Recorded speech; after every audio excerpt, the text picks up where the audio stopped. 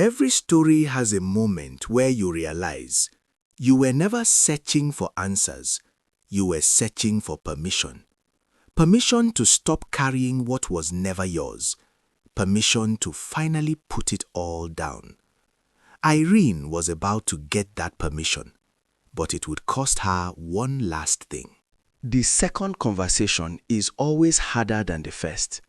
The first time you speak to someone you've missed your whole life, emotion carries you. The second time, reality shows up. Grace called on a Tuesday morning. Her voice was steadier this time, prepared. "There's something I didn't tell you," she said. "Something I should have said the moment you found me." Irene sat down slowly. "I have a son," Grace said. "He's 24. His name is Samuel." The room tilted slightly. "He knows about you," Grace continued. "He's known for 2 years. He wanted to find you. I asked him to wait until you found me first." Irene pressed her hand flat against the table to feel something solid. A brother. Somewhere in the world this whole time. A brother. Some people feel familiar before you even know why. They met at a small cafe. Irene arrived first, sat facing the door. When Samuel walked in, she understood immediately why Grace had been nervous. He had Irene's eyes. Not similar, not close, the same. He stopped when he saw her, and for a moment neither of them spoke. Then he smiled, a slow, uncertain smile, and said, "I used to wonder if I imagined you." Irene felt something shift in her chest. Something that had been lodged there for months quietly came loose. "Me too," she said. They sat for 3 hours. They talked like people who had known each other in another life and were simply catching up. She wasn't weak, she was trapped. There's a difference. Over tea, Grace finally told them everything. She had been young, alone, in a city where she knew almost no one. When Irene was born, she had no money, no support, no family willing to help. The woman who would become Irene's mother, a distant cousin, had offered to take the baby. Temporarily, she had said. Temporarily became permanently.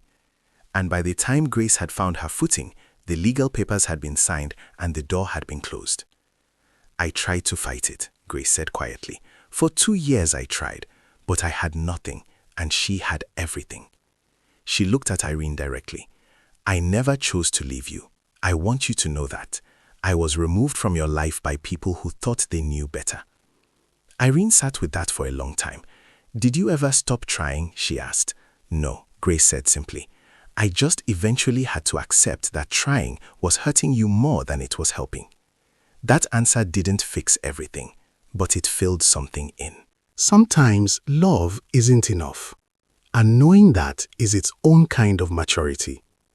David came to her apartment one last time, not to fight, not to beg. He sat across from her and said, "I know what you're going to say." "Then I don't need to say it," Irene replied gently.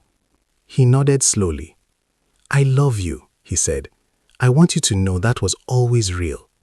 "I know," she said, "and I love you, but I've spent this entire year finding out who I actually am, and I can't build a future with someone who, even once, even out of love, decided what I could handle." He didn't argue. That told her everything. A man who truly understood would have pushed back, would have said she was wrong. Instead, he sat quietly, because somewhere inside him he knew she was right. He stood to leave. At the door, he paused. "Will you be okay?" Irene looked at him. This man she had loved. This man who had failed her gently. This man who had also tried. And she felt something rare. Gratitude without bitterness.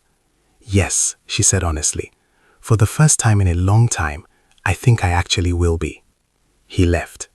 She closed the door. No tears this time. Just quiet. The most complicated love is the love that hurts you and held you at the same time. She went home. Her mother was in the kitchen, same as always. Irene sat down at the table where she had eaten 1,000 meals, done homework, cried over boys, been told she was loved. "I've been angry," Irene said. "I know," her mother replied without turning around. "I'm still angry. I know that too."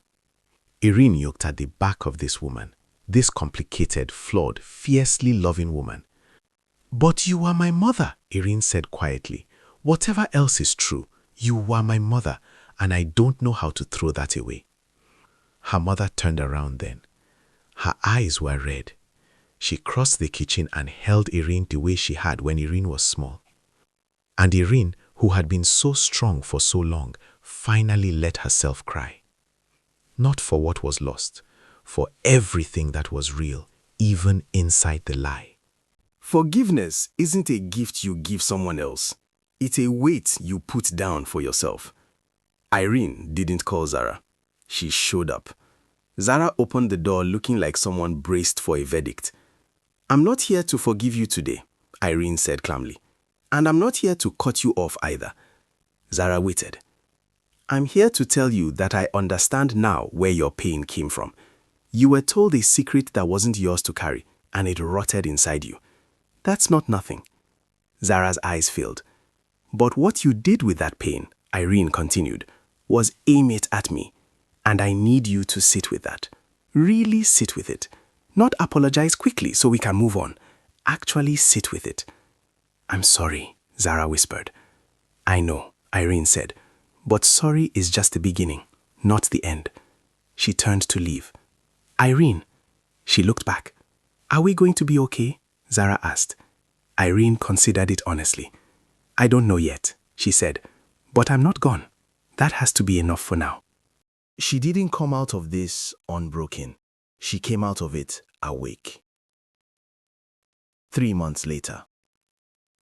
Irene sat on a bench outside a cafe in a city she had never visited before. Samuel was inside ordering coffee. Grace was parking the car. She looked out at the street, strangers walking past, living their ordinary lives, and she thought about the woman she had been at the beginning of this story. Certain of her family, certain of her love, certain of her place in the world. All of it had cracked open. And in the breaking, something unexpected had happened. She had found a brother she didn't know she needed. She had found a mother who had never stopped looking for her. She had found the edges of what she would and wouldn't accept. And she had found, underneath all the rubble of everything she thought she knew, herself. Solid, quiet, unafraid. Samuel came out and handed her a coffee. "You okay?" he asked. She looked at him, this stranger who had her eyes, this family she had only just begun, and smiled. "Yeah," she said simply. And for the first time in the entire story, she meant it completely. This story was never about betrayal. It was about a woman who lost everything she thought she was, and found out that underneath all of it, she was more than enough. To everyone who watched all 4 parts, thank you for being here for Irene's story. Comment your country one last time and tell me, which moment hit you the hardest? Follow Usman22 Studio, because the next story is already coming, and it will find you exactly when you need it.